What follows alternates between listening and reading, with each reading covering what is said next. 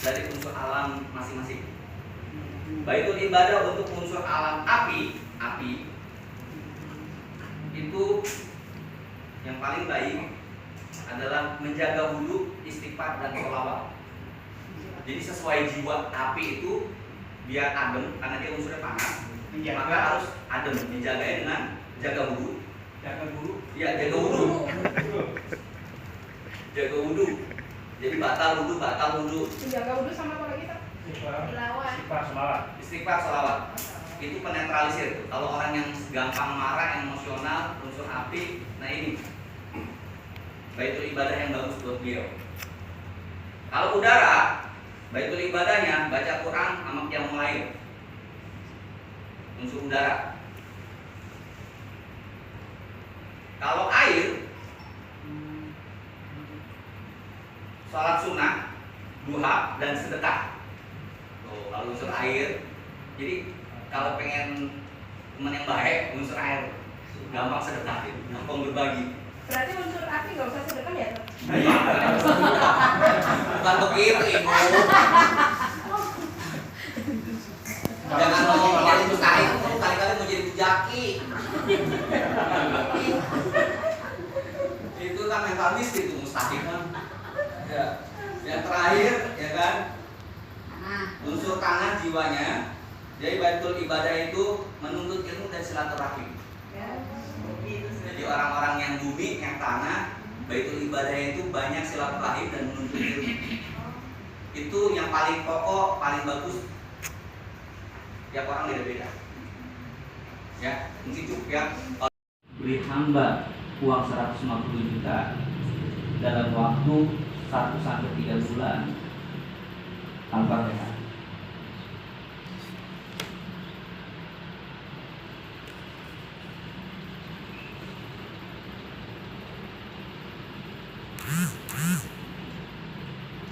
Tidak. Ya, sampai saya ingat nanti. Saya butuh dana 200 juta untuk bangun rumah satu, buat ningkatin rumah. Ningkatin rumah? Ya. Berapa tingkat? 200 juta. Dalam waktu 3 bulan. 3 bulan. Ya, salaman. Apa sehat? Dengan hati loh, jangan susah sekali bagian gitu. Jangan ada bener-bener di hati. Yang merasa hatinya gampang. Kalau sana Saya nggak maaf, udah yakin. Juga kalau sama dia nggak mau ikutan ya. Udah yakin itu akan dilatihnya. Oke, terima kasih. Nasib Anda. Ini intisari harus dipahami betul. Ini akan merubah nasib kita.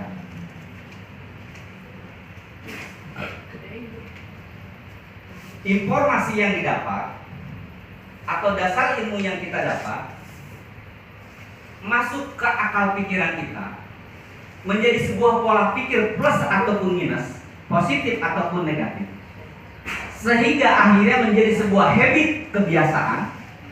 Dari kebiasaan menjadi sebuah sifat, sikap, dan perilaku, yaitu karakter yang menetap pada diri seseorang.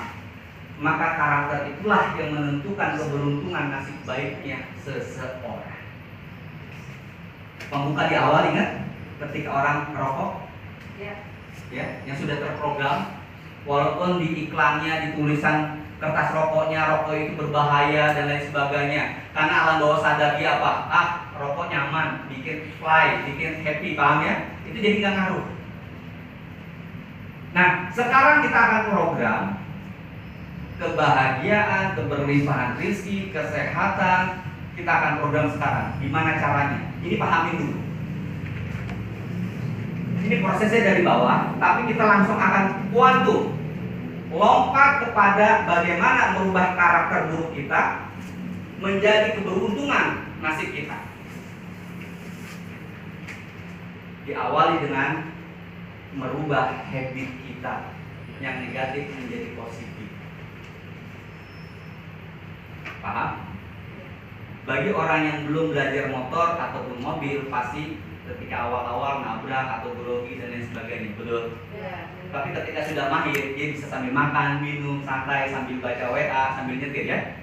Nah, itulah yang disebut ketika sudah menjadi karakter, maka nasib itu di tangan dia. Mau jadi apa? Oke, lembar kedua dan ketiga tolong dibagikan panitia. Ya. Sambil saya istirahat sedikit, ditulis lagi atau boleh juga dikirimkan ke saya Japri. Kan nama saya ada di grup tuh, di save nama saya, kemudian di Japri spesifik. Contoh gini spesifik. Ya Allah, atau misalnya saya ingin punya jodoh atau nikah habis lebaran haji ini. Itu spesifik. Dongkrak pengungkit ya untuk Allah berikan keberkahan hidupnya dan rezeki berlimpah. Jadi ini hanya sebuah contoh, sebetulnya banyak. Minimal 10 perilaku ini sudah mencukupi mendapatkan satu naungan rahmat, berkah dan rezeki yang berlimpah. 10 orang yang dijamin hidupnya berkah dan rezeki berlimpah. Yang pertama, dalam surat Ibrahim ayat 7, orang yang bersyukur, la in syakartum la azidannakum. Yakin orang yang banyak bersyukur pasti rezekinya Allah limpahkan. Yang kedua, gemar bersedekah. Sudah banyak buktinya kalau itu mah. Betul. Yang ketiga, orang yang istiqomah bersolawat. Nah tadi tuh, yang sering solawat. Yakin dengan solawatnya, insya Allah berkah hidupnya, rezekinya melimpah. Kalau solawat itu memang harus sekian kalau harus ada angkanya gitu. Gimana? Solawat. Ya. Harus 1000, harus 100, istiqomahnya gitu. Apa istiqomah solawatnya atau angkanya? Gitu? Gini, dalam ibadah zikir ataupun solawat ada namanya proses riyadhah atau latihan untuk menjaga keistiqomahan seseorang. Dari yang mulai minimal 10, 100, dinaikin lagi 1000, 10.000 dan lain sebagainya. Tapi yang betul adalah istiqomah bersolawat itu tanpa hitungan. Kalau saya diajarin guru saya, malam hari istighfar, siang hari solawat tanpa hitungan di dalam hati. Lagi ngapain pun. Tapi bentuknya angka itu adalah bentuk riyadhah untuk supaya kita bisa istiqomah. Nah, salah satu kalau kata Habib Jindan itu salah satu bentuk baca sholawat banyak yang dikatakan banyak itu ada minimalnya. Berapa sih? Itu minimal 300 sampai 1000. Itu disebut minimal banyak. Nah, kalau kita baca sholawat di dalam hati tanpa hitungan di siang hari, itu lebih dari ribuan kan? Lebih banyak lagi. Tapi untuk proses riyadhah minimal satu hari 100 sampai 300 atau 1000 itu untuk melatih kita supaya istiqomah tidak terlepas. Karena banyak amal ibadah yang lain, Ustaz. Karena kalau tidak dihitung bagi orang yang belum terbiasa dan tidak terdisiplin, takutnya malah lupa. Kan kita misalkan pengen zikir tahlil juga sekian, zikir ini juga, atau ibadah yang lainnya, baca Quran juga. Kalau tidak diplot seperti itu, khawatir ada yang terlupa. Jadi pada dasarnya itu sebetulnya tidak ada larangan harus berapanya. Yang paling bagus sebetulnya zikir apapun sebanyak-banyaknya. Kalau saya diajarin guru saya, perbanyaklah kamu istighfar di malam hari karena disitulah pintu ampunan, dan perbanyaklah kamu sholawat di siang hari karena itulah pintu syafaatnya. Jadi siang malam itu dapat. Istighfar di malam hari. Ya, Istighfar di malam hari mulai pada maghrib sampai tertidur sampai ya, sampai pagi. subuh. Nah, pagi pada subuh sampai maghrib itu sholawat. Yang paling pendek sallallahu alaihi Muhammad, sallallahu alaihi Muhammad. Lagi masak, lagi nyuci, lagi ngapain kecuali kamar mandi. apapun aja. untuk sholawatnya dia. Hah? Apapun untuk sholawatnya. Iya. Sholawat yang paling abdul kalau yang di dalam redaksi hadis Rasulullah adalah sholawat Ibrahimiyah yang ada di sholat. Ya. Tapi sholawat itu ada ribuan redaksinya karena sesuai dapatnya dari Rasulullah beda-beda. Tiap orang, tiap sahabat, tiap tabiin, tiap aulia itu dapatnya dari Rasulullah beda-beda redaksinya. Tapi inti dari sholawat adalah sanjungan kepada baginda Rasul. Kalau redaksi apapun apa? Boleh. Kalau sholawat yang banyak itu kan yang terbiasa dilakukan sholawat ala Muhammad. Itu membacanya yang pada itu sholawat ala Muhammad atau sholawat ala Muhammad. Hadis tambahan ini. Sallallahu ala Muhammad atau sallallahu ala Muhammad. Itu kalau dalam tata baca yaitu tajwid dan tahsinnya itu ada namanya waqaf dan juga wasol. Jadi kalau misalkan mau di wasol maka langsung disambung boleh. Kalau di waqaf berarti jeda dengan nafas. Ya, mau langsung boleh. Sallallahu ala Muhammad atau sallallahu ala Muhammad. Berarti waqaf jeda dengan nafas. Sallallahu nafas ala Muhammad. Itu namanya wakaf dan wasol. Wasiatnya sama almarhum bapak sallallahu alaihi wasallam. Benar. Tapi dulu saat dikasih lagi sama itu yang di almarhum itu sallallahu alaihi wasallam. Iya benar. Iya. Bedanya di wasal sama di wakaf. Sama ya? Sama semua. Ada lagi yang tanya? Kita lanjut. Terima kasih, Sar. Ya, sama-sama.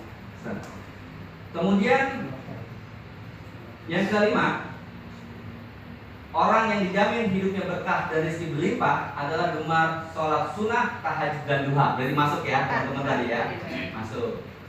Kemudian gemar menolong orang yang kesusahan, ada juga tadi, ya kan, masuk. Kemudian berbakti kepada kedua orang tua dan guru. Nah ini jarang nih, belum ada yang disebut. Itu berbakti sama orang tua, sama guru, ya, itu luar biasa. Cara berbakti kedua orang tua yang sudah meninggal kan? Gimana caranya? Mendoakan kan? Selain mendoakan, menyambungkan silaturahim orang tua, saudara-saudara orang tua, ya kan. Kemudian menunaikan amanah atau waris kalau memang ada amanah dan warisnya. Kalau kita berusaha berbuat baik, apa orang tua tetap Dapat? kan? Iya. Jadi setiap amal soleh kita insya Allah mengalir kepada orang tua kita. Dan dalam satu riwayat, ketika kita mendoakan orang tua, maka rezeki kita yang terputus. Tapi ketika kita lupa mendoakan orang tua kita, maka rezeki kita terputus. Rezeki yang di luar yang ditakdirkan Allah. Jadi kalau misalkan yang rezekinya agak seret-seret, barangkali lupa mendoakan orang tua yang sudah almarhum. Berarti banyak-banyak kirim Fatihah dan juga mendoakan. Nama Gada juga gitu, Ustaz. Ya? Mungkin Gada juga seperti itu. Iya. Kalau kita kita sedekah tapi atas nama orang tua gitu. Boleh. Itu nggak apa-apa. Boleh. Orang tua dapat pahala, kita dapat pahala. Ya. Oke, lanjut. Kemudian istiqomah membaca surat Al-Waqiah. Kemudian yakin dalam berdoa dan gemar berzikir, apapun bentuk zikirnya. Tasbih, tahmid, tahlil, takbir atau hafalah. Yang terakhir adalah bertakwa dan bertawakal kepada Allah Subhanahu wa taala. Next, lanjut. Tidak ada jalan lain. Ini ending dari penangkal yang luar biasa yang dahsyat.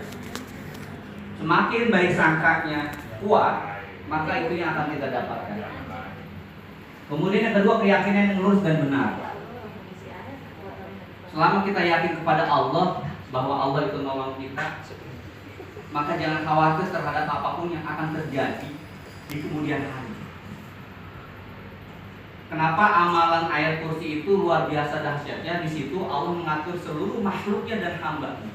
Dan jangan pernah meragukan tentang kekuasaan Allah dalam mengurus hambanya dan makhluknya. Semua sudah diurus sekecil-kecilnya yang kita sendiri mungkin lupa. Tapi Allah betul-betul luar biasa. Kemudian mempunyai impian dan cita-cita. Orang kalau punya tujuan hidup, pasti dia akan mengejar untuk sampai kepada tujuan itu. Betul. Tapi kalau ditanya punya cita-cita enggak? Gimana nanti aja? Enggak bisa. Emang nggak mau masuk surga? Ya mau. Ya itu kan cita-cita juga. Paham ya? Kita harus punya cita-cita. Urusan dunia, apalagi urusan akhirat. Salah satunya kalau urusan akhirat apa cita-citanya? Umumnya apa? Masuk surga, ya. Tanpa hisab. Tanpa hisab. Terus apa lagi? Husnul khotimah. Dapat syafaat Rasul. Apalagi? Nah, jangan sampai cita-cita dan tujuan mulia ini di nomor 2 kan. Kebanyakan dunia ya, nomor 1 kita kan. Ya. Akhirat yang tempat kita pulang itu di nomor 2 kan. Jadi kalau pengen husnul khotimah tanpa hisab, mau nggak? Mau. Amalannya cuma 1. Gak usah ribut. 1. Ketika kita ikhlas dan ridho terhadap qada-qadar Allah, udah meninggal tuh husnul khotimah tanpa hisab. Kalau kita udah ridho, kok mau diapain terserah Allah. Gak neko-neko, gak iri dengki, gak benci dengan apapun, kondisi apapun. Kita ridho, meninggal yang husnul khotimah tanpa hisab. Itu janjinya, ada hadis Rasulullah. Ridho. Kemudian memiliki hati yang lapang dan bersyukur. Cik orang Sunda mah, lapang hati, lapang pikiran, lapang rezeki. Coba hati kita lagi runyem, pikiran lagi runyem, pasti berantakan tuh hari itu, betul nggak? Kerjaan berantakan, sial mulu. Orang kalau lagi runyem jangan coba-coba keluar rumah dah, mendingan di rumah aja. Lagi runyem pikiran, hati nggak enak. jangan keluar, berantakan, ntar bisa ribut sama orang, ya kan? Kesenggol dikit ribut, marah, lagi nggak bagus, mainnya di rumah. 5 doa yang benar dan sungguh-sungguh. Nah nanti kita doa yang benar dan sungguh-sungguh tuh gimana sih? Ya, perhatikan yang hadis Rasul. Doa silahul mu'min. Wa imaduddin wa nur samawati. Doa itu senjata orang beriman. Kalau senjata, dia fungsinya buat apa aja. Kalau setan adalah musuh, senjatanya doa. A'udzubillahi minasyaitonir rajim. Selesai. Ya. Kalau penyakit adalah musuh, senjatanya doa. Allahumma rabban nasi adhibil ba'sya dan lain sebagainya. Kalau misalkan hutang adalah persoalan dan musuh, senjatanya adalah doa. Allahumma kfini bihalalika an haramika wa qini bi fadlika amman siwa. Kalau pengen punya jodoh, ada doanya. Ya, entar aja itu ya. Nah, doa itu senjata. Tapi salah berdoa. Umumnya kita dalam sehari-hari doa itu tanpa dihayati. Hanya lisan yang diulang-ulang karena kebiasaan aja. Paham nggak kayak Rabbana atina fid dunya hasanah wa fil akhirati hasanah. Ini sesuatu yang biasa dan itu nggak nyangkut. Harus selaras antara hati, pikiran dan ucapan ketika doa. Itu yang disebut khusyuk. Fokus. Maka pasti mustajab. Ud'uni astajib lakum. Karena saya berdoa pasti aku kabul. Pokoknya kita minta apa yang tadi ditulis, tuh hajat-hajat, udah minta aja. Jangan pernah meragukan Allah. Ketika kita yakin Allah itu maha kuasa, maha kaya, maha segalanya, maha baik, maha bijaksana, maka mintalah yang baik-baik. Minta yang mudah-mudah, kenapa minta yang sulit-sulit? Ya Allah, datangkan rezeki dengan mudah, datang kepada saya, kan gitu. Gak usah harus pakai capek-capek. Kita kadang-kadang doa itu suka malu-malu, betul ya? Doa itu kadang-kadang berlawanan dengan perilaku. Ini doa yang tertolak. Ya Allah, bebaskan hamba dari lilitan hutang. Besok ada tukang panci, bang, gigit ngambil panci. Ya Allah, bebaskan hamba dari lilitan hutang, capek ditagih debt kolektor ya Allah. Tinggal sebulan lagi motor mau lunas, bang. Motor sebulan lagi mau lunas, kesian yang abangnya nggak punya motor, ngambil lagi ya. Kita minta dilunasin hutang, tapi perilaku berhutangnya nggak berhenti, ya nggak selesai. Paham ini? Apalagi berpikirnya kayak tadi tuh. Saya kalau nggak hutang nggak bisa punya motor, nggak punya mobil, nggak punya rumah, apa nggak? Ya udah, dapetnya berhutang. Padahal kita aja sama Allah, cash ya Allah. Bisa. Karena mindsetnya seperti tadi, ditanamkan, ditambah lagi tadi doa. Paham ya? Gemar sedekah dan menolong sesama. Nah tadi dari cerita ke teman-teman itu luar biasa. Emang nggak salah. Kalau kita lagi kesulitan, pengen dilapangin urusan, mudahin urusan orang lain. Itu mau mustajab bener dah, mustajab bener. Ya, gemar menolong, yakni sakhir, murah tangan, dermawan. Kemudian pandai membahagiakan guru, orang tua dan keluarga. Nah ini rahasia juga. Kalau pengen hidup kita bahagia, bahagiain dulu orang lain. Anak, istri, suami, saudara, tetangga, orang tua, ya, bahagiain mereka. Gimana cara membahagiainya? Jangan menyakiti perasaannya, itu pasti. Ya. Bagaimana cara membahagiakan? Jangan menyakiti perasaannya. Terus bagaimana caranya tidak menyakiti perasaannya? Hindari hal-hal yang tidak disukainya. Lakukan hal-hal yang disukainya. Gitu. Kalau istri lagi ngambek, tahu nggak gimana cara ngadainnya? Peluk dari belakang, bisikin kupingnya. Umi, ini ada uang 10 juta buat jalan-jalan. Diem pastinya. Ada ke mall. Berupa tabiatnya piti ya, nggak ada dia. Diem dia. Mau marah sepanas apapun, piti diem dia. Tabiat. Makanya ibu jangan marah tuh. Kalau ada yang suka suaminya punya 2-3, emang tabiat laki-laki sukanya perempuan, bukannya duit. Kalau perempuan tabiatnya sukanya duit sama perhiasan. Bener nggak kita gitu? Yang bilang bener tuh hati-hati. Emang kenyataan. Kenyataan. Iya, bukan kenyataan, emang kita dari somonnya gitu. Iya. Ini Katanya sebelum kita tanya Ustaz di mana? Buat fisik ini, buat fisik ini. Dari lahirnya sampai batinnya. Dan ini adalah 7 pembersih diri yang jarang orang tahu, tapi ini harus dilakukan kalau kita ingin membersihkan lahir batin kita. Bukannya mandi dengan mandi air kembang, ya, membersihkan lahir batin. Ini, ya, ini jarang disampaikan ini. Pertama, pembersih jasad yaitu dengan menjaga wudu. Siapa yang sering berwudu maka berguguranlah dosa-dosanya dan diliputi malaikat, disukai malaikat, betul ya? Yang kedua, pembersih akal yaitu membaca Al-Quran. Jadi kalau kita pusing, kurang konsentrasi, sakit kepala, itu sebetulnya obatnya baca Quran. Jadi ini penelitian saya selama kurang lebih 21 tahun tentang masalah 7 pembersih diri ini. Saya kaji dalam amal buahnya. Dan ini bisa menjadi terapi buat pasien-pasien. Ya, kalau pasien punya penyakit gangguan kepala, otak, akal dan semacamnya suruh baca Quran. Nggak bisa baca Quran, dengerin Quran. Paham ya? Oke, ini bisa jadi terapi. Kalau misalkan pembersih jasad, ada pasien misalkan gatal-gatal, pokoknya penyakitnya jasad, maka suruh jaga wudhu. Ini menjadi terapi juga. Dan itu udah saya uji coba ke pasien-pasien saya. Yang ketiga, pembersih jiwa yaitu puasa sunnah. Penyakit jiwa itu amarah, temperamental, emosi, nggak sabaran, obatnya suruh banyak puasa. Ya, saya buka sedikit sejarah puasa. Sebelum diciptakannya alam semesta dan manusia, batin dulu yang Allah ciptakan yang ada pada diri manusia. Ketika itu diambil persaksian, kolbu, akal, jiwa, ruh, dipanggil satu-satu sama Allah. Wahai ruh, siapa aku dan siapa engkau? Kata ruh, aku adalah hambamu, engkau adalah Tuhanku. Lulus. Dipanggil akal sini. Siapa kamu, siapa aku? Kata akal, aku adalah hambamu, engkau adalah Tuhanku. Lulus.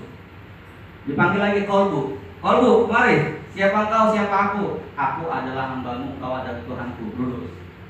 Yang terakhir nafs ya, nafs, jiwa. Wahai nafs, jiwa sini. Siapa engkau dan siapa aku?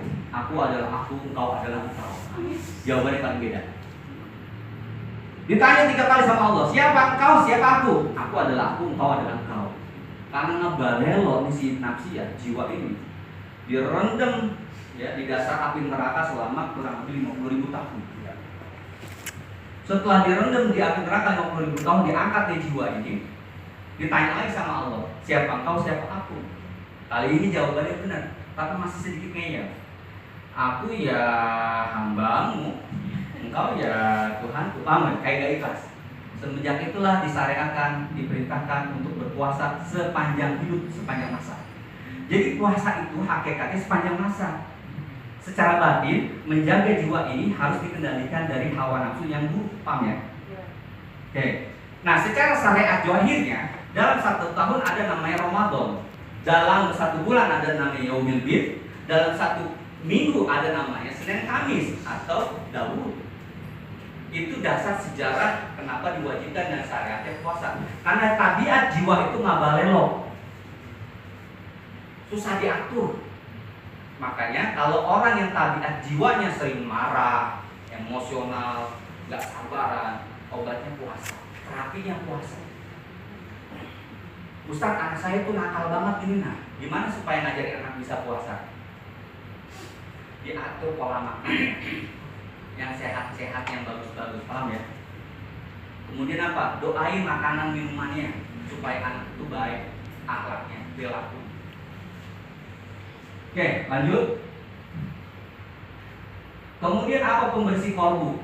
Nah, penyakit kolbu kan banyak, penyakit hati, iri, dengki, ujub, riya, takabur dan lain sebagainya. Obatnya nggak ada yang lain, zikrullah. Zikrullah macam-macam. Tapi afdhalul zikri adalah la ilaha illallah. Kemudian tasbih, ya, takbir dan lain sebagainya banyak. Ala bidzikrillah tatma'innul qulub. Tidak ada cara untuk menenangkan hati kita kecuali dengan zikir. Sederhananya, hati itu ibarat rumah. Umul qura. Kalau tidak dihuni dengan yang baik, akan dihuni dengan yang buruk. Kalau tidak diisi dengan cahaya zikir, maka akan dikuasai oleh cahaya kegelapan, yaitu syaitan. Hati penentu gerak-gerik manusia. Jadi kalau hati kita diisi dengan zikir, insya Allah dari mulai perilaku kita, ucapan kita, nasib kita baik. Sebagaimana sabda Rasul kan, apabila hati itu baik, baik seluruh perilaku. Begitu sebaliknya. Maka jangan putus-putus zikir. Latihan zikir qalbunya dengan apa? Zikir Allah. Tapi sebelum zikir qalbu, zikir lisan supaya terbiasa. La ilaha illallah, la ilaha illallah. Diucapkan. Iya. Zikir itu ada zikir lisan, zikir qalbu, zikir akal, zikir jiwa, zikir nafs, zikir napas, macam-macam zikir. Ada yang sekali zikir pahalanya seperti 70.000 zikir lisan. Kan ada. Nah itu ilmunya lain lagi. Nanti di puncak ketiga. Nama Ustaz, ya Ustaz. Iya, kalau dia cara zikir supaya bisa terbang ke langit 7 gimana gitu. Kemudian pembersih rohani. Pembersih rohani yaitu dengan sholat. Kenapa? Karena as-sholatu mi'rajul mu'minin. Sholat itu mi'raj yang orang beriman. Ketika Rasulullah Isra wal Mi'raj bersama zahirnya mendapatkan sebuah perintah sholat untuk umatnya, maka ketika kita sholat, hakikatnya kita mi'raj menghadap Allah, tapi ruhaninya. Apa sih penyakit rohani? Penyakit rohani adalah lalai urusan agama, urusan akhirat. Allahu Akbar. Umi udah ajan, anak kecil tahu apa ini tanggung nih, ikatan cinta bisa. Udah dapat hidayah tapi ditolak. Allahu Akbar misalkan. Nih ada nih, astagfirullahaladzim, makasih ya nak udah diingetin. Jadi ada dua tipe manusia, dikasih hidayah menerima, dikasih hidayah menolak. Tetap hidayah mah dapat semua. Kayak Rizki mah semua dapat, tak berhingga. Seperti air hujan, ya. Kalau wadahnya gelas dapat segelas, wadahnya baskom dapat sebak, wadahnya kolom dapat sekolom. Sama hidayah pun sama, semua dikasih tentang kebaikan dan kebenaran. Hanya ada manusia yang menerima dan juga menolak. Bukti kita dinasihatin anak kita nggak mau, betul? Jadi kalau pembersih rohani, penyakit rohani tadi lalai urusan agama, maka pembersihnya sholat. Sholat adalah sempurnanya ibadah bagi umat Islam. Kenapa coba? Kenapa sholat sempurna? Karena di dalam rukun Islam ada di sholat. Di dalam sholat ada sahah. Di dalam sholat ada juga sholat. Di dalam sholat ada puasa nggak? Puasa dong, nggak boleh makan minum karena itu sholat. Dalam sholat ada juga zakat apa? Zakat waktu untuk Allah. Dalam sholat ada juga hajinya. Apa coba? Berihram itu bersuci. Nah, sekarang pembersih batin. Apa sih bedanya kolbu, rohani, jiwa, akal, batin? Agak keder nggak? Keder. Agak keder ya, sering ngedengar tapi bingung apa sih wujudnya? Bentuknya kayak apa sih? Dasar akal, jiwa, kolbu, ya. Bener? Mau diilustrasikan sedikit biar paham? Harus. Oh, ini ilmunya ngaji tengah malam Bulin. Oke, biar gampang. Ini sebetulnya kajian tasawuf. Saya jelaskan secara akal. Jasad diibaratkan rumah itu rumah. Oke. Rumah itu pasti ada pintu depan, ada pintu belakang. Akal, al-ikal artinya apa? Gerbang. Ya. Iqbal yang menghadap kepada kebaikan, menghadap kepada keburukan. Atau akal pikiran positif, pikiran negatif. Oke? Paham dulu di sini. Rumah ada pintunya depan, ada pintu belakang. Pintu depan akal positif. Pintu belakang akal negatif. Rumah memiliki dinding. Nah, dinding ini di sampingnya itu ada namanya hawa. Bisa bayang? Ada hawa. Di dalam rumah ada kamar-kamar. Kamar pertama namanya jiwa. Oke.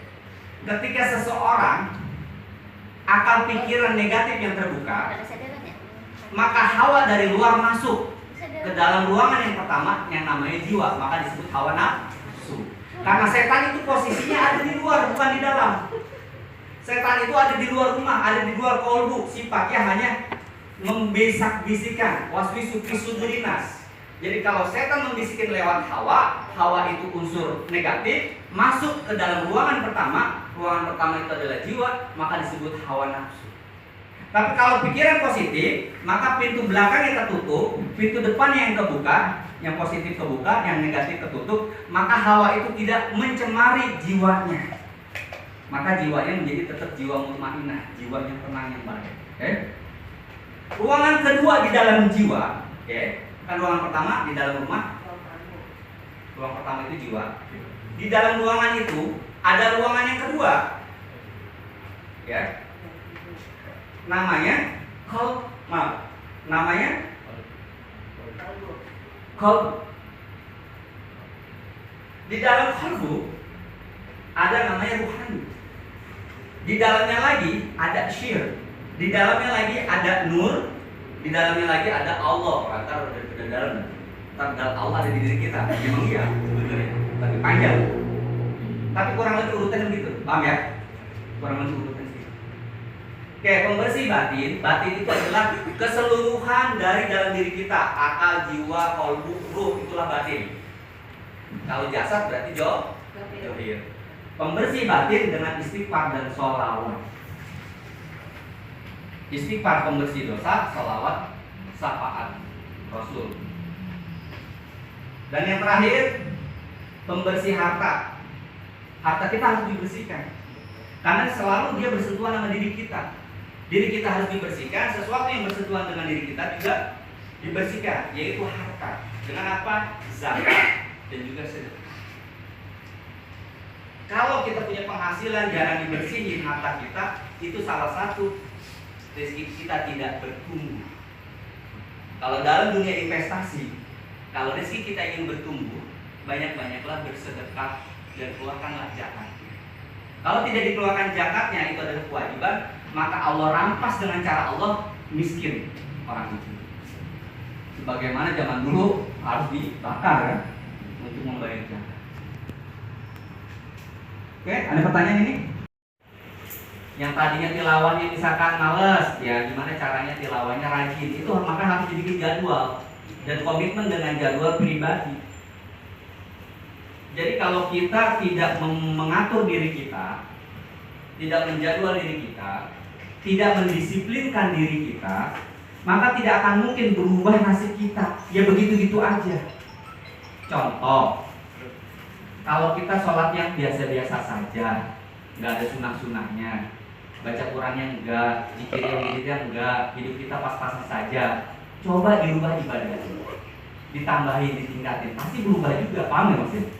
Oke. Sama halnya, ketika ada perilaku-perilaku buruk pada diri kita, dihilangkan pelan-pelan, diganti dengan yang baik-baik, pasti otomatis itu nasibnya akan berubah. Karena itu akan mengikuti pola itu. Nah, premnya gimana sih? Itu caranya gimana yang paling mudah? Yuk kita ikutin. Lanjut, next. 2 lompatan semangat yang dahsyat dapat memotivasi dirimu untuk meningkatkan keyakinanmu. Contoh, saya kalau rajin sholat tahajud dan duha biasanya rezeki lancar. Saya kalau sering sholat fardu di masjid dan baca Al-Quran biasanya bikin hati adem. Nah, ini maksudnya apa sih? Ini maksudnya di slide lainnya. Next. Lanjut. Oke, tutup. Temukan tongkat ajaibmu, yaitu tongkat sakti Nabi Musa di dalam dirimu. Nah ini yang saya maksud adalah lompatan-lompatan aktivitas yang bikin nambah semangat, motivasi, keyakinan kita. Itulah yang disebut tongkat sakti di dalam diri kita. Kalau bahasa saya itu tongkat sakti Nabi Musa di dalam diri kita. Jadi sesuatu yang mustahil membelah laut menjadi tidak mustahil. Ini sebuah contoh kecil. Jadi Teman-teman itu harus bikin ini sebanyak-banyaknya. Contoh gini, saya kalau rajin sedekah, pasti besok saya dapat rezeki gede, paham nggak? Itu menjadi satu tongkat ajaib buat kita untuk nambah keyakinan. Dengan saya berbuat baik, akan dapat rezeki gede, paham ya maksudnya? Kan banyak. Nah apa? Tiap kita beda-beda. Cari itu, temukan itu. Nah di situ kan ada di lembaran amal ibadah terbaik. Nah itu masuknya di sini. Amal ibadah terbaik itu adalah batu loncatan aktivitas ibadah yang mendongkrak keyakinan kita. Karena tanpa itu, tanpa motivasi nggak mungkin bisa. Paham ya? Contoh misalkan ini, saya itu kalau habis ziarah kubur makam orang tua saya setiap Jumat, itu entah kenapa rezeki itu lancar. Nggak apa-apa, bukan sirik itu, sebuah keyakinan masing-masing, nggak apa-apa. Kan ada yang model gitu ya? Silakan, maksud saya sebanyak-banyaknya cari tongkat sakti Nabi Musa di dalam diri kita. Hanya kita yang tahu. Dan itu pengalaman hidup kita dari belakang. Pasti diingat-ingat coba. Saya tanya satu-satu, harus punya minimal satu. Ya Bapak, contoh apa? Yang sudah dilakukan dengan melakukan satu perbuatan amal soleh mendapatkan sesuatu yang keajaiban, paham ya? Kalau subuh lah. Gimana coba ceritain? Kalau saya kalau subuh itu masjid, ya alhamdulillah ada aja pasien yang datang. Satu ketika Imam Syafi'i itu kemalaman di sebuah perjalanan kemalaman, kemudian mampir. Nah ketika mampir, ya kan, ingin bermalam, ada sosok orang tua, ya, kemudian mengizinkan Imam Syafi'i bermalam, ya kan, kemudian ngasih tempat, bahkan kamar anaknya itu yang tadinya buat anaknya yang lagi tidur, akhirnya diusir anaknya. Saking baiknya buat tamunya Imam Syafi'i, dilayanin, ya, dikasih makan, ya, dijamu luar biasa. Nah, tapi tabiat si bapak ini, menurut kitab yang dibaca oleh Imam Syafi'i yang dipelajari, harusnya ini penipu, paham nggak? Ya. Penipu. Tapi ini kayak kitab ini salah nih. Buktinya saya kemalaman dijamu luar biasa, paham ya? Dikasih kamar tempat tidur yang enak, dijamu sampai besoknya gitu kan? Nah, pas besoknya mau pulang, ini kitabnya mau dibakar sama Imam Syafi'i. Wah ini saya salah ini kitab bohong. Kata kitab ini orang karakter yang begini, ini biasanya penipu, ya kan, dan lain sebagainya, jelek lah. Ketika mau dibakar nih kitabnya, ya, sekalian mau pulang pamit, ya, maka si tuan rumah tadi bilang apa? Kamu nggak boleh pulang dulu, nggak boleh pergi dulu sebelum kau bayar semuanya fasilitas yang saya. Tahu dia? Ya semuanya nggak ada yang gratis di sini. Nah, akhirnya kitab itu nggak jadi dibakar, berarti benar di kitab ini. Paham nggak maksudnya? Ya. Jadi itu udah dipelajari, udah berabad-abad ilmu ini, gitu. Paham ya? Dan itu tidak meleset sampai kalau di Al-Quran itu sungguh hati-hati terhadap firasat orang berilmu atau ulama kan. Nah itu ada ilmu yang ternyata ada kajian sampai kepada Imam Syafi'i, dan ini secuil kitab yang saya pelajari kurang lebih itu secuil dari guru saat sepanjang perjalanan. Oke? Fotokopi Ustaz. Ya. Tanah yang nomor satu, baru yang kedua yang kan apa gitu? Yang unsur tanah itu kalau dalam bahasa psikologis itu melankolis. Orangnya itu selalu sensitif, serius tapi tekun. Ya. Psikologisnya melankolis, tapi profesi yang paling bagus dia di dunia sosial, pekerja sosial, manajer, juga peternakan dan perkebunan. Cocoknya unsur tanah. Kalau baitul tabiah kepada baitul tijarahnya, ya. Berkebun Mbak Suci. Saya berkebun, maksudnya mau jualan putih rice. Saya berkebun di kampung, tapi cuma hasilnya diminta doang. Nah itu sosial sama itu udah plus.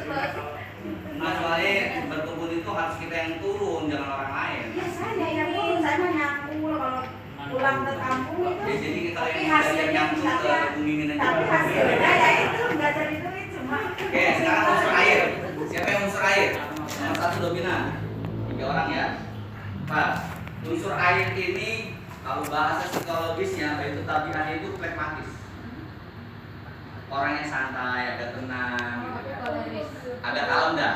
Jadi ini kalau misalkan para ibu-ibu yang belum menikah sedikit agak emosional, carilah yang pragmatis. Iya. Maksudnya begitu. Jadi gini lah. Biasanya punya istrinya tuh lebih cerewet. Bener nggak? Kalau lakinya itu pragmatis, istrinya lebih cerewet. Biasanya lebih ngalah terusnya, betul ya? Kok tahu sih, Sat? Enggak, ini kata kitab ini. Kebetulan ini rahasia membaca kitab sendiri. Ini kebetulan anak bikin ketika waktu anak itu musafir 3 bulan jalan kaki keliling Wali Songo. Dapatnya ini ilmunya tuh sepanjang perjalanan. Itu pas Pak Wiwi tadi sifatnya Ya, bisa. Pak Wiwi belum ditulis ya? Belum. Pinter dia, pinter Bu, biar gak kejebak Bu. Pinter nggak mau nyerahin. Dia tahu Saya mau nyerang susah. Entar subuh mah belakangan. Iya. Jangan ditebak semua. Oke. Yang unsur udara, cium tangan, yang dominan pertama. Udara. Tadi kan air kan? Air udara mah air. Oh, air ya, profesi belum ya? Air itu kan orangnya biasanya tenang, agak santai, agak teratur. Profesinya atau baik itu tijarahnya yang pas itu adalah dia sebagai psikolog, konselor, perawat atau guru. Oh, pas. Termasuk terapis. Pas, oh, udah pas. Jadi seorang terapis memang harus full sedikit, agak sabar, agak tenang. Nah yang agak cerewet jangan jadi terapis. Saya cerewet Marketing. Cepat mati. Ntar orang jantungan. Gitu. Di mana-mana terapis tuh diem, banyak kerja. Bukan sekarang diceramain tuh sih, banyak pasien yang jantungan. Oke ya, udah ya. Sekarang yang unsur udara mana tadi? Oke. Unsur udara dia sanguinis. Tipenya sanguinis. Sanguinis kalau bahasa psikologi sanguinis itu orang yang suka humor, optimis, sangian. Sanguin. Orangnya itu selalu humor, aktif, optimis, pokoknya nggak gampang ngeluh orangnya. Cukup bagus nih untuk curhat. Humoris. jadi pendamping maksudnya. Berarti Kita itu kalau pendamping itu butuh pendamping yang kokoh buat sandaran dan juga penghibur ketika kita sedang sedih. iya. Maka cari sanguin. Iya. Ya. Jangan untuk kita galak, dapetnya galak lagi. Dapetnya kalau dari sekolah. Profesi yang bagus dia di dunia entertain, hiburan, fashion, dan juga marketing. Wah. Udara itu hubungannya entertain, advertising, ya kan, kemudian marketing. Kalau udara. Sekarang yang api. Oke, yang api. Dia korelis. Ya benar. Korelis itu tegas, Polaris. perfeksionis. Ya lumayan keras kepala. Ya. Jadi prinsipnya tuh nggak bisa dibantah. Ya. Minta pendapat ke Ya. orang lain, Tapi tapi pendapatnya yang pendapat dipakai. Mau nggak? Coba minta pendapat aja. Api itu ya. Minta api. Ya. Iya. Tolong dong beri saran kritikannya dong. Iya, udah dikasih saran tetap aja. Kenapa? Dia udah punya prinsipnya sendiri. Bukannya ya, bukan. Dia tipe prinsipal. Jadi cocoknya ini kalau api itu seorang yang pemimpin. Nggak bisa jadi bawahan dia. Ya. Harus jadi pemimpin, jadi owner. Nggak bisa jadi bawahan. Dia kalau jadi bawahan ribut dulu dia. Bener. Ya benar. Ikut Kalau awal sapi ya. Ya ngatur. Nah, profesi yang pas dia pertama sebagai owner atau pemimpin, kemudian programmer, ya kan? Yang sifatnya dia yang mengendalikan. Terus unsur api cocok juga kuliner. Ya. Ya. Masak-masak. Bisnisnya, iya. Bisnisnya. Apa makan di kuliner gitu? Iya. Sate semua cocok gitu. Kalau di sini tadi unsur api sama udaranya ada 3 orang, berarti Mas Wid kita kalau mau makan sate enak gitu. Tinggal mampir satu-satu aja.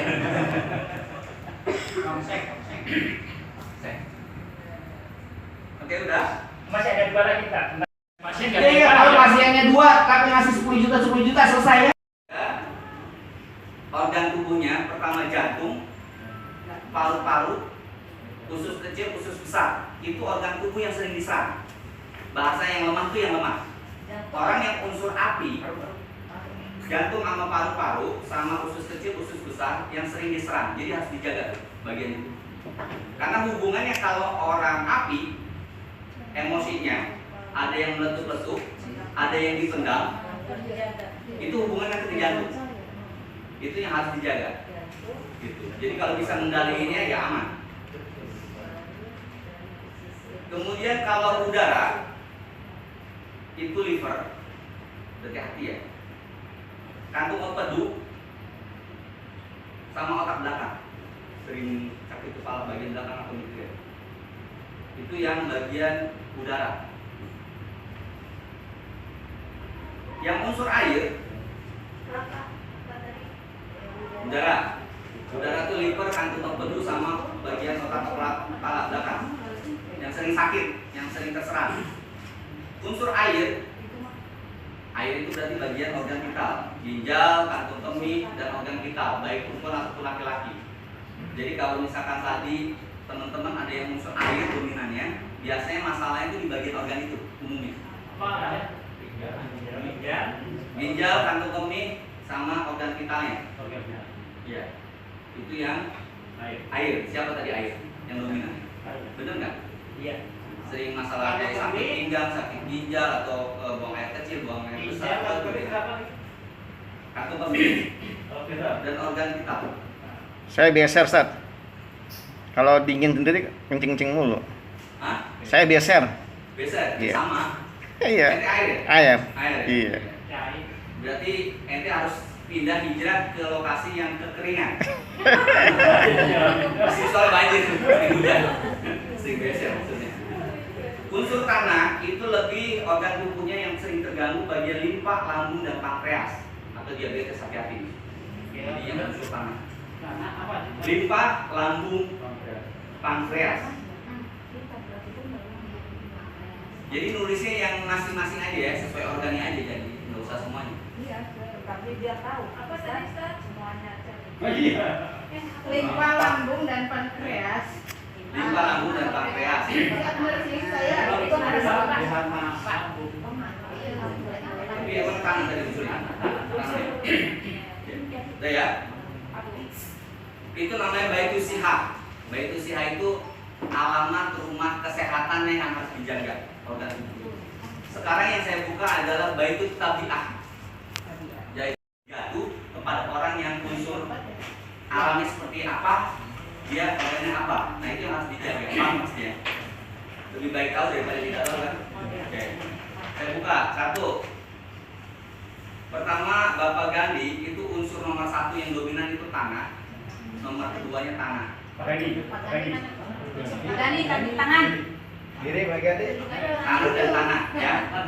Tanah dan tanah. Nanti saya buka apa sih nanti itu. Tanah plus tanah. Berarti dua unsur yang saya buka. Nomor 1-nya tanah, keduanya tanah. Tetap. Oke. Jadi kuat tanah ya. Terusnya Abdul Ghani, air dan tanah. Paham ya? Abdul Ghani. Nomor 1-nya adalah air dominasinya. Yang keduanya tanah. Maksudnya apa nanti saya jelasin. Ibu suci itu tanah dengan tanah juga. Biasanya tanah banting tuh. Tapi kan orang suka ngimeng-ngimeng meminta baliknya ke dia lagi kita tolong. Itu tanah seperti itu. Ibu Ngaisa, api dan tanah. Semangat yang bakar sama kayak Mas Tri ya misalkan. Kan tukang batu-bata. Enggak Mas Tri bukan. kalau bebek mah Nulis kan? Nulis kan? iya. Enggak buka berarti itu nulis. Tulis Mas Wawan tanah dengan tanah juga. Oke. Ditulis dulu itu. Ibu Yuyun tanah. Oke. Bapak Indra mana? Pak Indra itu api dengan api. Waduh. Semangat. Semangat. Jadi jualan gas kayak cocok. Konvensi aja. Maaf salah. Pak Indra itu api dengan tanah. Sama dengan siapa sih? Saya Aisyah. Jadi biasanya kalau api dengan tanah itu lebih banyak nahan diri, sabar, budar, kalau udah gak kuat Ya, langsung. udah dulu. Habis dulu tetangga itu berantakan yang naik saya. Ya. Iya. Terusnya Ibu Retina mana? Ibu Retina. Itu api dengan udara. Yang udara, ntar saya jelasin. Jadi Tukang sate. tukang sate. Ya cocok ya tukang sate. Usahanya api dengan udara. Pasti sukses jualan sate. Terus ya Pak Agan mana? Pak Agan tanah dengan api. Nah kebalikannya. Dominasinya tanah, tapi yang kedua unsurnya adalah api. Kemudian Ibu Mimin tanah dengan tanah. Ya. Wah, Tanah Pulang. api dengan tanah. Ya sama Pak Ustaz tuh. Ibu Rina mana? Ibu Rina tanah dengan tanah juga. Pak Tri air dengan api. Apa kira-kira air sama api? Kopi. Jualan bakso. Jualan kopi bisa jualan bakso. Iya. Nanti bisa dianalisa sendiri, diizin sendiri bisa. Yang penting ketahuan dulu unsur dominasinya. Solehan, Pak Solehan, tanah dengan air. Siti Nuryani, ya tanah dengan api. Ibu Santi, api dan udara. Ya, ada temennya tadi api dan udara. Sate. Bapak Rizky, ayah, spaghetti ya? Pak Rizky. Spaghetti kan? Rizky Sumadayani. Iya. Nah, ayah. Oh, ya. Namanya aja nggak sesuai kan? Nasibnya repot juga. Udara dan tanah. Nomor 1 udara. Cocok jadi marketing. Udara itu nggak ngomong. Public speaking udara tuh. Marketing, public speaking, advertising usahanya. Kemudian Pak Cecep, Surya, udara dan air. Tahu nggak udara sama air apa? Tukang semprot ya. Semprotan ya. Damkar ya, damkar. Kemudian Pak Dodos, tanah sama api. Ini di mana sih unsur api, udara, tanah adanya di mana? Oke, saya bacakan. Yang unsur api, ya, sahabat dulu ya, sifat sahabat dulu ya, sifat sahabat dulu. Tapi Umar. Bentar. Unsur api itu dia sifat khulafaur rasyidin ya, itu Umar bin Khattab. Tegas, berani dan pelindung. Itu sifatnya. Jadi ini sebetulnya unsur positif negatif pun sebetulnya positif semuanya. Tinggal kita menyesuaikan, paham ya? Unsur api bagus, tanah bagus, udara bagus, semuanya bagus. Tinggal disesuaikan, semuanya positif.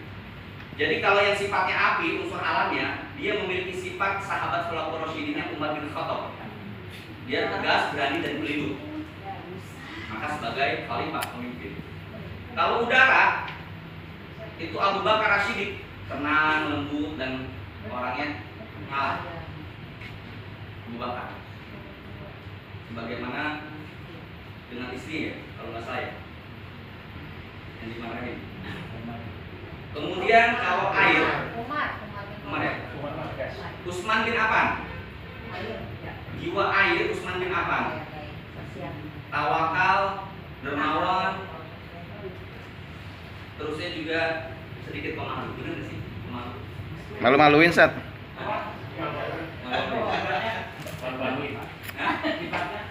Sifatnya tawakal, dermawan, pemalu. Dan yang terakhir, unsur tanah itu sifat sahabatnya Imam Ali. Karamallahu wajhah, cerdas, pemberani, sabar, dan gagah. Berbahagialah yang punya. Kalau sifat nabinya, sifat nabi dari sifat unsur tanah itu adalah amanah. Datang istrinya dong, amanah datang. Sifat amanah. Jadi dia mempunyai sifat nabi amanah, yang maknanya itu konsisten, fokus, ya, kemudian jujur. Tepat waktu, Pak. Hah? Tepat waktu. Iya, tepat waktu.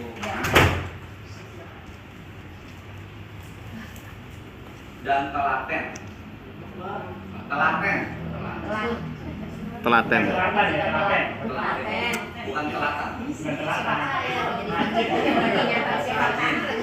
Bulat-bulat. Unsur api itu dinisbatkan dengan sifat patona, cerdas. Emang unsur air. Tadi pertama tanah. Tadi tanah. Amanah itu tanah. Air, maaf. Air itu patona, kecerdasan. Air itu patona, kecerdasan, tenang, dan semangat. Tenang-tenang menghanyutkan air.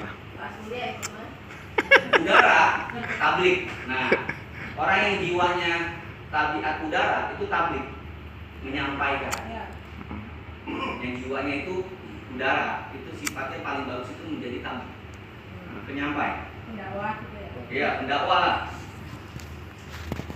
Cocok jadi ustadz, kiai, guru, Waduh. konselor, marketing. Berarti saya cocok jadi ustadz dong. Kemudian api itu dari sifat sidik, jujur, tanggung jawab, dan hati-hati. Ya. Api itu walaupun berkobar-kobar, dia tetap ada waspadanya. Beda sama udara. Tak sono, tak kemarin gitu aja. Ikut aja. Kurang pendirian. Mana udaranya? Ya takillah hayat Allah makhraja wa yarzuqhu min hayyin la yahtasib wa may yatawakkal 'ala Allah fa huwa hasbuh. Tidak ada jalan lain. Ini adalah yang paling akhir. Takwa adalah juru senjata terakhir, kemudian segala urusan. Oke, kita saksikan sedikit film tentang takwa. KPST. Gimana sih? Ya,